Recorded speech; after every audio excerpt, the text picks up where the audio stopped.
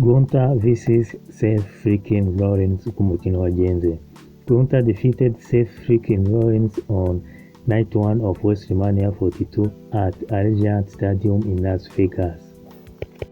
After Bron Breakker returned and brutally interfered to secure the victory, the match was an instant classic with heavy physical action, ultimately ending when Gunther hit a sleeper hold to force a stoppage after Breakker spears. Bron Breakker returned to action to interfere, delivering a crashing spear to Seth Rollins, costing him the match.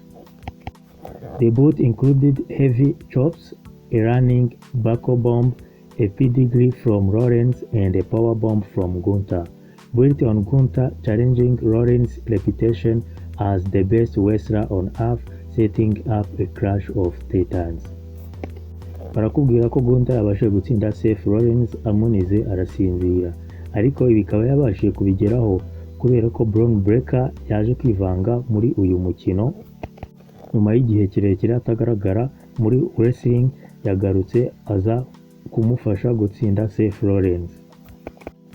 And at WrestleMania 42, Gunther defeated Seth Rollins via stoppage sleeper hold at Allegiant Stadium in Las Vegas after Bron Breakker returned and brutally interfered to secure the victory.